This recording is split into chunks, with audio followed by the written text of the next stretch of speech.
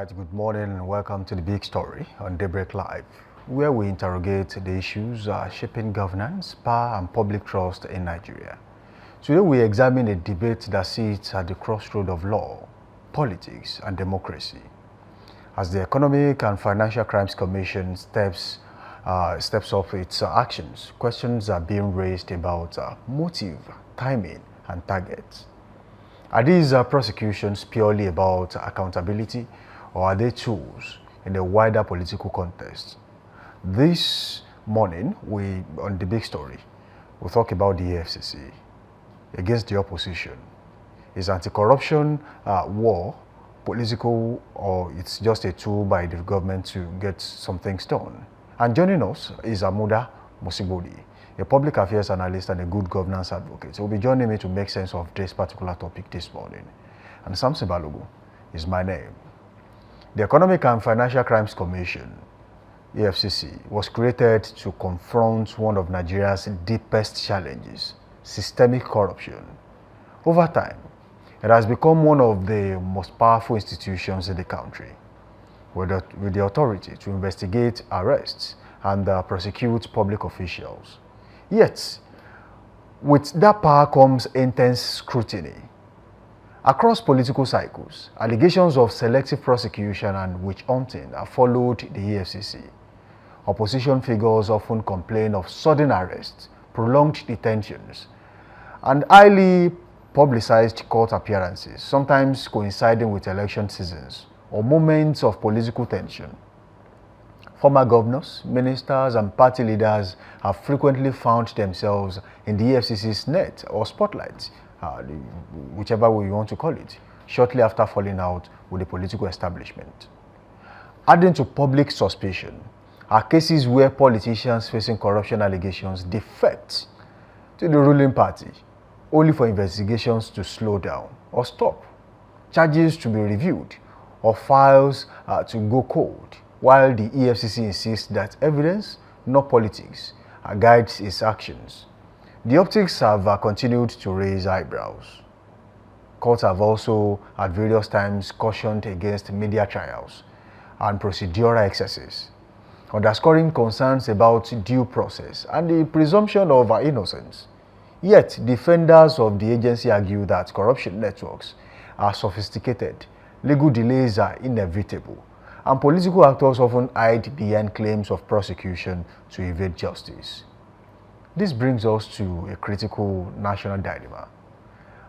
How does Nigeria sustain a credible anti-corruption fight without allowing it to be perceived or used as a political weapon? And what reforms are needed to insulate institutions like the EFCC from partisan influence while strengthening accountability? This and more we'll be examining on the show this morning. I have with me in the studio, Amuda Musibodi. Plato, good to have you here. Good to have you. It's good to be here to thank you. Good morning. It's been a while. Oh, yes. Let's unpack this topic. I know this is a particular area that really gives you joy when you talk about it. Well, I think, first again, thank you. You see, it's important that we understand something. All over the world, the question of, or the discussion of anti-corruption, anti-graft has always coincided with discussions on victimization. And so, Nigeria is not any way different. Where there is a fight against corruption, it is possible, because even corruption itself is a form of victimization. Those whose commonwealth you are stealing are being victimized by you. Right. And so when there is a fight, a counter measure to tame that, there is also going to be victimization. You would also see it as victimization. Because those who are being nailed would always say that, well, I'm not the only thief. There are other thieves. But again, this is what I tell people. That if in a case that 3 thieves, okay, went to rob a house, and 3 thieves went to a house, and eventually one of them happens to be the son of the police chief of the community. The 2 others are not. And then you pick these 2 others who are not. And you leave that son of the police chief. And you leave the son of the police chief. Does the selectiveness invalidate the arrest of the other 2 thieves? Does that make them less of a thief? No, it doesn't. You see, the truth is, many times there will be some motivating factors, some undercurrents that determine how the drive against our anti-graft will go. And sometimes you may not be able to take away politics from it. We saw how when Trump came on board, he granted pardon to those who were convicted in the Capitol Hill invasion. Okay, so it's something you see across boards. However unjustified it may be, it is something we see. But again, it does not mean that those who have been fingered are less guilty. The problem I see here is a function of the lack of legitimacy of our institutions. We know that our courts have been seen as, being ripped and, a reflection of the executive. Our institutions, the EFCC, ICPC, and any other anti-graft institution you want to talk about, is like an appendage of the executive. So it creates a problem of legitimacy when they carry out certain actions. Because a situation where the president, for instance, is the one that appoints the EFCC chair or the ICPC chair, there is no way, just as we have also complained about the appointment of the INEC chair or even the police IG. What should have been done instead? I think the process of appointing an EFCC chair should be left to the CSOs. Okay. Let civil society organizations, just as we have also said for INEC, these are institutions that are very important. And in the light of that, they must not be left to the whims and caprices of politicians who, knowing full well who they are, would always want to use them for their own, sentiments and for their own, pecuniary interests. So it's better we allow CSOs who are in charge of corruption. For instance, we have organizations like, transparency organizations like, budgets. Transparency International is there. Amnesty International is there. There are other CSOs like SERAP and others. Now, these CSOs can always be the one to say, okay, there is a vacancy. Any Nigerian who is applying should apply. The government can just nominate persons on that board who will now screen the names. And it will be open. Whoever is going to be appointed will be appointed on merit. Okay. Now, look at the case of the current INEC chair, for instance, Amokbuton. Wonderful man, great CV. However, regardless of the greatness of his CV, the fact that he's appointed by the president creates a blight already. Okay, now let's go towards this angle. At what point does aggressive anti-corruption war, begin to raise what you will call legitimate concerns about political bias? Well, there is no point at which it will not raise concerns about political bias, because politicians have a way of always loving to whip up sentiments. Now, let me say this. Democracy is essentially government by the minority, but foisted on the majority to think it is theirs. That's the way I define democracy. It is government by the minority, but foisted. Because why do you, if I think it was Samir Amir, a Ghanaian, political philosopher, who said that he calls it political fraud, the democratic fraud. That when you say democracy, you say democracy is governed by the majority. Which majority? The majority that they only have a narrative that is pushed to them, they buy into it and they think it's their own. Whoever is contesting today, only a few people decided, oh, don't you think you should contest? They are the ones that will decide, and then they will sell the narrative, which will be bought, by others. Now, so in the light of that, these guys, these politicians understand that there is no way bias or sentiments will not be whipped up in politics. So even where they have become corrupt, they already understand the system. You see, when people understand the system, it is always easy to try to bypass or circumvent the system in that regard. They understand the system that, okay, all you need to do is whip up sentiments. You remember that in this country, somebody said he jumped from, in fact, in this country, how many times have you seen a lot of people who are facing corruption charges come to court, okay, with neck supports. How many times have you seen them come to court with crutches? The same crutches they were never using when they were raping. Some faint in court. The late Olisa Metu comes to mind. So, you know, there are a lot of instances like this that you can point to, telling you of how these people have studied the system so well that they keep rearching the same game pattern. It's just bring a different script, so they would always bring in political bias as, oh, we are being victimized. Let me give you an example. Look at what is happening to Malami at the moment. The ADC say, no, it's political bias. But have we asked ourselves a fundamental question? Did Mr. Malami handle their Abacha loads with all sense of fairness, sincerity, and professional competence? How did Mr. Malami amass the wealth that he was able to amass with the building of, that palatial, structure in Kebbi State within 8 years? Oh, was it the hand of God? Or it is the blessings of God? So these are fundamental questions that we should ask. So, but politicians know that because the system itself is faulty, they would always whip up bias. They find the loophole. Unfortunately, and interestingly too, if the system were to be one where legitimacy is not the problem, it will be difficult for them to whip up this. Okay. And case studies are what you see in countries like China, for instance. When a person is facing corruption charges, there's almost a difficulty for you to say that, oh, this person is being victimized. Because you know that he must have he must have done this thing, and the system is taking him to the cleaners for it. Okay, now, since you mentioned political bias, just like whipping up sentiments, just like you said. Now, some people say the EFCC are usually going after the opposition. Now, is that genuine truth, or is just a political narrative? Well, I'll call it a political narrative. Yes, you may say that, oh, it has a semblance of truth. Because what is anti-corruption? Anti-corruption simply means going against those who have committed regardless of where you belong. So it does not matter your political affiliation. It does not matter your religion. It does not matter your tribe. It does not matter anything.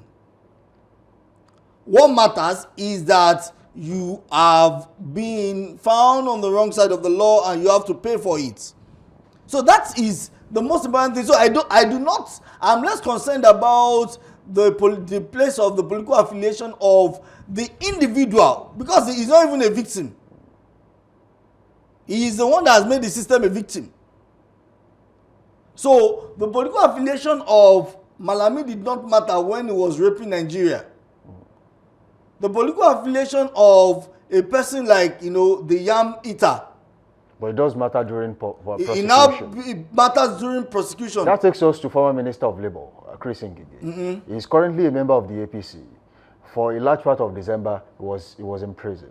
He's being charged for corruption. Yeah. And he's a member of the APC. But the same thing with Rochas Okorocha, the same way. Now, from prison, when he was released or bailed, he went straight to a meeting in Abuja belonging to the APC caucus. And nobody said a thing about it. Even the PDP did not mention, oh, he's back or he's been bailed. But then, why do we point accusing finger at the EFCC if it is raised or the opposition? Like I said, it's all a political game. It's all a political game. And that is where the prime of legitimacy comes in. And this is why some of us have advocated that there's a need for us to rethink our system, our anti-graft system. Number one, when you make the anti-graft measures, when you make it appear as if it is simply targeted at a segment or a section, we would always have this problem. Don't forget that when it all started, DFCC became a tool in the hand of the Obasanjo administration to eat at those that were not ready to align. To keep some people in line. Exactly. So this has been seen as a pattern. And we also have a long history of such actions where instruments of the states, agencies of the states are used as instruments of, coercion and oppression and victimization. So many have come to us, oh, EFCC is simply being used. But we don't ask that fundamental question. Are these people guilty or not? Guilty? Not even guilty. It's not for us to decide. That's the duty of the court. But are they on the wrong side of the law or not? Can they explain away this wealth which they have been accused of garnering? Can they explain away this situation of laundering that they have been accused of? If they cannot, how then do we, make a case for them? How damaging is this perception? Even though the FCC have made claims that they are following the scripts just as it is in the Nigerian Constitution. So these claims of it's a prosecution of a segment of the elite. It has political undercurrent or the likes. How damaging is this perception to the EFCC and the future of the body? It's quite damaging. In all fairness, it's quite damaging because it's redounds on the credibility of that institution, and that's why to a large extent globally our institutions are not taken seriously, because they are seen as, oh, these institutions are they're just an appendage of the executive, they are pursuing matters, and it becomes worse given the fact that you also see situations, and some of us have said this, from the legalistic angle of it. We see situations where the FCC is arraigning someone on a 10-count charge, 15-count charge, 20-count charge. Is that not a waste of time? Most of these are being they get away with it. Now, I give the example of the UK. In the UK criminal system, two things are the driving positions of, even what we call the police acts in the UK. For you to prosecute a person, two things. Number one is the convictability ratio. Okay. What is the possibility that this person will be convicted if prosecuted? Number two is the public interest ratio. What would be the interest, what would be the public interest that the prosecution of this person will generate? These two things must have been examined behind and that is why most times less than 5% of criminal prosecutions in the UK, it is only in less than 5% cases that you see the accused walking away. Except they do a plea bargain. Because the police would have done its duty. That's one. Two is that in the UK, when it comes to corruption charges, the onus of proof is moved away from the usual, maximum of affirmati, non negante incubi probatio. That is, the onus of proof is on he who affirms and not on he who denies. In cases of corruption, the onus of proof is on he who denies, not on he who affirms, which makes the job of the prosecution a lot easier. But in Nigeria, the onus is on the prosecution to provide evidence. And substantiate the claim. And substantiate it, not on the defense. So all you need to do is just a little mistake. And that is why even sometimes on technical ground, a person can be set free. And when they are set free, the principle of double jeopardy in law, you cannot be prosecuted for the same crime twice. Except there are evidences or new, realities. So I feel that we should look at, I do not believe in all these 20-count charge, 30-count charge. For what? When you even know that the sentences would even run concurrently. How weak is the Nigerian Constitution? Just by what you just said, who gets the blame when a criminal walks away? Who gets the blame? And how weak is the Nigerian Constitution? What should be done differently going forward to make sure that if one has been accused of a particular offense, then definitely you should be able to be charged and then you serve the time. It is not about the constitution. Let me also say this, that there is no constitution that is perfect. Every constitution has its own lacunas, it has its flaws. And it now depends on how well the people have the interests of the state at heart. Now, the problem is with our criminal justice system. Our criminal justice system is one that allows a lot of these rogues get away with their crimes. So one way we do is, oh, you prosecute them, you go with 20 counts, and you're not even able to prove 2. So at the end of it all, the accused gets away with the crime. Because you have too many fronts. Imagine if you give me 2 tasks. Okay, let me give you an example. Imagine here, you are running about 15 shows. And the management wants efficiency from you for the 15 shows in a week. There is no way they will get that. But then the number of shows you are running is limited, so you are able to divest all your energy into those ones.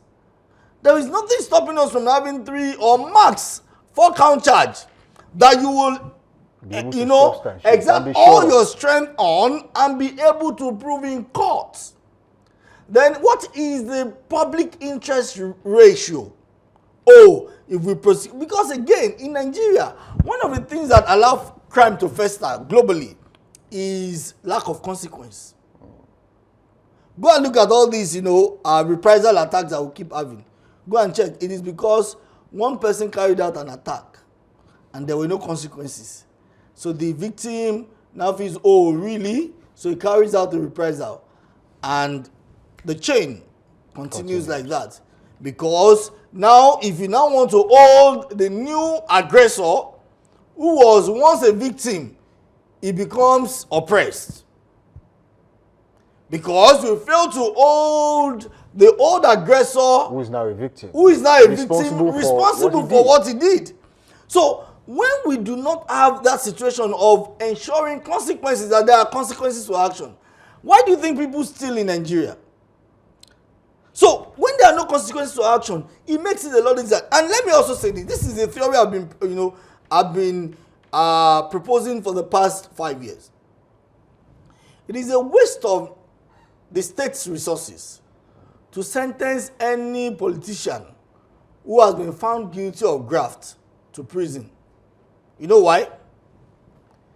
We will use the state resources to feed that person, even though they don't feed there. We will use the state resources to also take care of his well-being after he has stolen us dry. Instead of us doing that, what is he doing to pay back? Because this person has stolen the nation. So my proposition is, for instance, if the governor of Oyo State, for instance, is accused of graft and has been sentenced by courts, why not take him to Burial Market to clean the market in broad daylight while people are working? You just take him along with some other prisoners, to clean the market, to rub the market, let people see him. You see, one thing about naming and shaming is that in Africa, it goes a long way. So if you are the son of that governor and you are saying, talking anyhow to your friends, they'll say, is it not your father that is cleaning the market?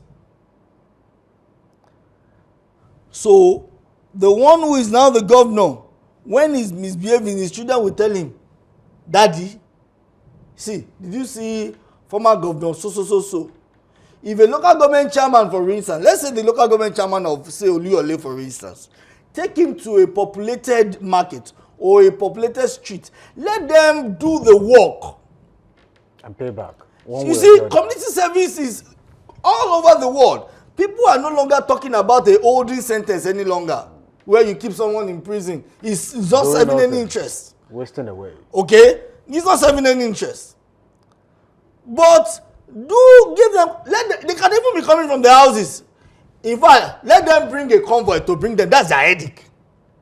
As long as they get there, they will do the dirty work. Now, let's talk about this, because people have had a little bit of a back and forth and debate about it.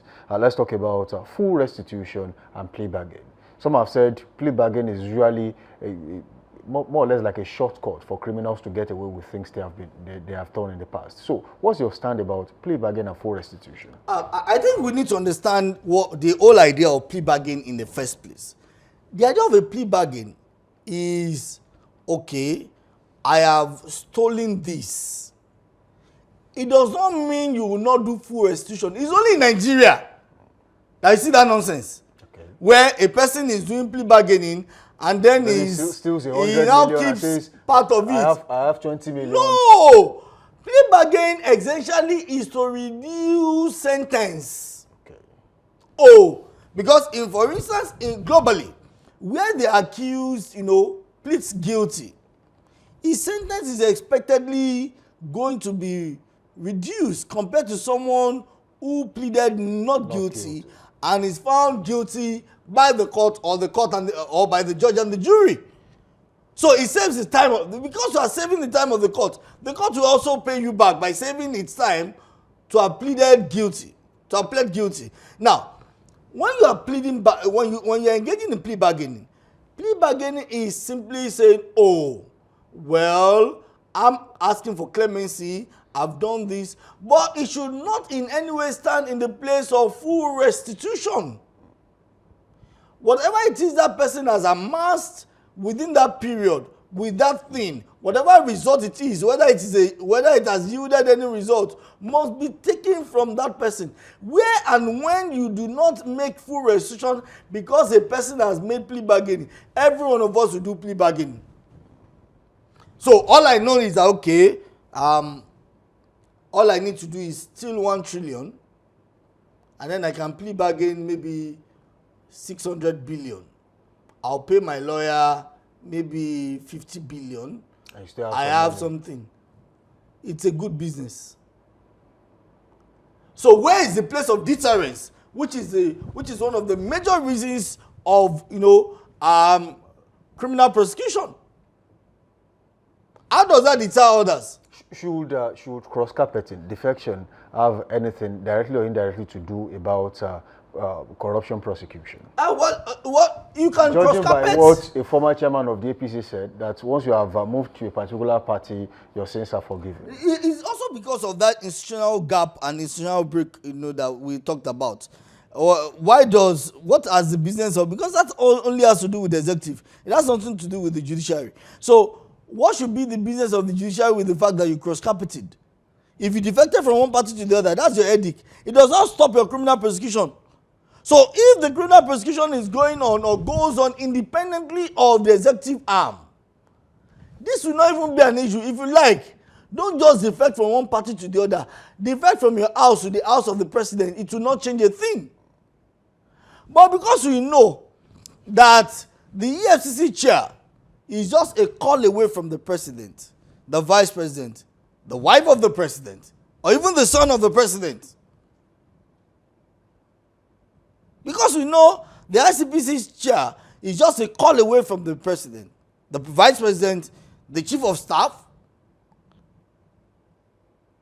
the chief of defense, or the minister of interior, or any other person. So we know as a result of that defection may change the tide of prosecution. And there are instances to prove this. So a person defects and then his prosecution begins to drag. We saw that of Oju Zokalu. And so you now begin to wonder what changed between when that character was still in the other party and now that he has defected, or is it that and these are some of the issues really. So the EFCC or the ICPC or any prosecution agency begins to drag because they've gotten a call from a certain organ at the top, okay, to slow down prosecution. Let's talk about immunity. Some people have said even governors who now enjoy immunity should be stripped of immunity just because most of them are committing atrocities and they should be prosecuted for it. Recently, Abala Mohammed said his name was being mentioned in a particular case that he has immunity. His name should not be mentioned. And they are talking about your Commissioner for Finance who has just been arrested. Now, should governors still enjoy immunity even though some are having perceptions that they are committing atrocities and they should be prosecuted even while in office? I think it's a double-edged sword, and we have to be very careful how we approach it. What is the idea behind? Because if you see, when the use of something is not understood, abuse is inevitable. If we do not understand why immunity came to place in the first place, political, philosophers and scientists came up with the idea of immunity because they needed to shield the president or the executive head from needless litigation. If we say because of corruption charges, if Mr. President offends me and he has no immunity, I can slam him with a lawsuit. How do you expect a man who is supposed to focus on governance, okay, focus when he has a litany of, litigations here and there that he has to deal with? So that is the idea behind immunity, is to protect them and allow them concentrate. You see, these offenses are not statute barred. In other words, they do not have a time lag within which they can be prosecuted. They're not statute barred. So as long as he's done with his term, he cannot serve them for life. Interestingly, it's only members of the executive that we have only executive immunity. Legislative immunity, if they go to the Senate, does not apply to that. It only applies to whatever happens on the floor of the House. So they can be prosecuted if the system is working. Now, people have said, can the EFCC actually function, even when so many people have the perception that most of the times they are sponsored prosecutions? The EFCC can function if and only if it is allowed to exist on its own. If and only if the leadership of the EFCC is not left at the whims and caprices of the president. If and only if the EFCC is not made an appendage of the executive. If and only if the EFCC is given a fresh breath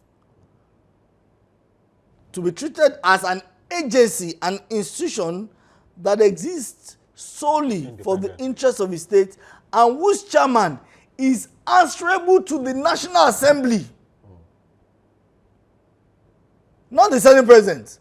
Is answerable to the National Assembly on critical matters and not the President. That is the only time that the EFCC can function effectively, efficiently, and gracefully. Lastly, before we go, is the EFCC under pressure to secure convictions? Every agency is always... That obviously has led to a little bit of, just like you said earlier, there are errors. Sometimes you see 15 count charges and eventually none of them will stick. I think it's because of the anomaly of our system. I do not feel it is pressure. I think it's just an erroneous, where you feel that, okay, I've seen cases where a person is slammed with a 27 count charge. 27 count charge for what now? And you think you'll be able, you waste the time of the court to prove all of those counts. Okay? And eventually, the court may just convict on maybe one or two, or even dismiss all. So why not bring the two strongest? Most times, what they always do is, maybe because of restitution, they want to label some properties that have been fingered, and so you can simply say, my lord, there are other issues, okay, and attach them to the main counts. Instead of having these so many counts that, the prosecution will find it almost impossible, if not difficult, to prove. All right, thank you, Amuda Musibudi, for joining us on the show this morning. You're most welcome. There's been an eye-opening session with you. We'd also bring you some other time to discuss politics and definitely issues that borders on Nigeria's development. You're always welcome. Thank you. All right, the war against corruption cannot succeed on power alone. It must be anchored on fairness, transparency, and public confidence. When justice appears uneven, institutions weaken, and democracy suffers. As Nigerians demand accountability from leaders across party lines, the challenge remains clear, ensuring that anti-corruption agencies serve the law, not political interest. That's our big story on Daybreak Live today. EFCC against opposition. Is it anti-corruption or political tool? Many thanks to my guest, Amuda Musibodi, a public affairs analyst and a good governance advocate, for these insights. The conversation continues because credibility of our democracy depends on it. Thank you for joining us. Up next is Trend Watch. Well done. That was a very interesting conversation. Honestly, it has been an eye-opening one with definitely. Plato. He always comes with some bars. Definitely. You can put it that way. And I was hearing a bit of Latin at some point. I'm like, yeah, we are in for it. Okay, there's this interesting topic out there, and that topic actually brings us to something someone said recently. I said, in Nigeria, are we allergic to development? Are we allergic to new innovations? Because the comment on this particular one will make you want to feel like, what exactly is going on? Okay, Nigeria gets its first unmanned 24 hours fuel stations. Okay, a particular business owner founded by oil magnate Alhaji Awalu Abdullahi has launched the country's first fully automated unmanned fuel stations with 24-hour service, digital payments, and smart pump technology. Now, I've seen a lot of people talk about this. Going forward, it says this is being implemented in partnership with a particular company, a Nigerian technology company that develops management system for oil and gas industry. Okay, the agreement with them is to deploy its automated station technology across these filling stations, more than 200 retail outlets all over Nigeria. Now, people are saying, is that exactly what we need right now? I mean, that brings me back to that question. Are we allergic to development? No, we are not. And then I think you might want to understand those people who are angry a bit. They're saying that, okay, is this what we need now? A lot of them do not see, or maybe they are not so exposed to the outside world, outside of this country, because I mean, we watch movies and then you notice that, you know, a lot of filling stations abroad, you don't even need to meet anyone at the filling station.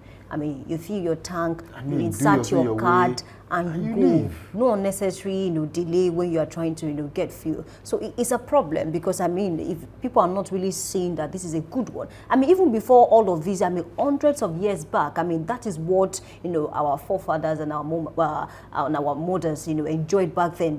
I heard stories, I mean, from my grandparents that, you know, when they were trying to sell, you know, one thing or the other, they just, you know, they leave the price. There's a way they actually tell you this is the amount of this yam, for instance, and then they leave it beside the yam, and then you pay for that, you carry your yam, and then you leave. And no one would try to maybe steal the yam and not pay for the yam. Or even the money left there. Exactly. So you meet your money, the exact money that you have, you know, informed the people that, okay, this is the amount I want to sell this yam. But then try it now. You know, in 2026, it's a problem. This now brings us to the question: how many people will lose their jobs just because of this? Now, I've seen situations where in some countries across the world, a whole gas station that originally should employ about maybe 7, 8, or 10 or thereabouts members of staff, you only find one person, and the only person is found in a mat. Not even at the pump side. So that person only sits in the mat, and the moment you pick whatever it is you want to buy, you go to the sales point, you pay, and then you leave. So your gas does not concern you. Buy your gas, pay with your card, and then you go. Now, if 200 of these gas stations, you know, is built or maybe renovated across the country, what is the fate of people who are originally meant to work in these places? Okay, that's another problem. So I don't think there's nothing in this life that will have advantages and not have disadvantages. So let's take a look at the disadvantage that you just mentioned. A lot of persons, you might, you know, might be willing to work there, might not be able to work there, because I mean, Rano is partnering with Petrosoft, you know, a tech firm, and of course they'll be managing everything that concerns all of these things. So a lot of persons, you know, might not get jobs, I mean, because of this. But then let's look at the other side of this whole thing, and because a lot of Nigerians, let's leave Nigeria, Ibadan as we speak now, a lot of drivers and even people who own personal cars, they complain about the meter of some filling station in this Ibadan. Now, they will tell you, you are seeing it too, but you discover that this thing is not really, you know, what I should get. So with this development now, you get the volume of fuel that you pay for. You know, that reminds me of, you know, you are in a vehicle and you realize the fact that there's a filling station, there's no one there, and then you see them go to a filling station where there's a lot of queue, and they will be there. Yeah, because they know that their meter is good. Exactly. So it's an advantage on that side, but then disadvantage is that a lot of persons will not get job. But then, can we begin to look at the advantage of certain things in this country in terms of development? I mean, can we grow? This is an individual that's trying to, you know, bring things like this to Nigeria. What I don't want to say now. If a single person can do this, imagine what the entire government can do. It's a good development. We need to begin to look at how to develop. See, Nigeria has been tagged as a developing country for decades. No, we need to begin to look at where we want to leave that developing country. Why? You know, the ING actually should be removed, and then, you know, there should be an ED behind. Course, but definitely, we still have a very long way to go. I would just hope that the government can do what is necessary. I mean, most people would want to do more, especially business owners. We know about 4 or 5 of them, big names, who have the resources to, to establish businesses that can thrive. But maybe because they feel like the enabling environment is not there yet. You can imagine when at the point $10 sold, his oil firm and said, look, I'm not interested in this anymore, and sold everything and ventured into a different business entirely. Maybe at the point when they feel like, oh, well, we now have an enabling environment, businesses will now thrive, we can have access to loans that will not kill the business. Probably we'll see more of this man, Rano, coming into the fray and say, look, let's invest our monies in the country, because we know some of them have businesses outside the country and they manage it quite well. We can do the same in Nigeria. Let's replicate what we do abroad in the country. Maybe development will come. And it's a good signal to the government, because Rano is not the first person that will do this. We have some individual persons that establish universities in this country and is working perfectly fine well compared to federal universities. It's a good one, honestly. Well, that's a convenient point to leave it on this show this morning. So thank you for linking up with us on the show so far. It has been a wonderful session, right? Do not forget that your choice matters. And of course, definitely, when you are going about your daily life, you have to make the right choices. Samson Balogun is my name. Until tomorrow, we shall be meeting again on Daybreak Live Extra. I say keep being good, keep being safe out there. Bye for now. All right, thank you for being a part of the show this morning. Do not forget that you need to be intentional about your goals. My name is Oluwayemi Adelapo. I'm saying good morning.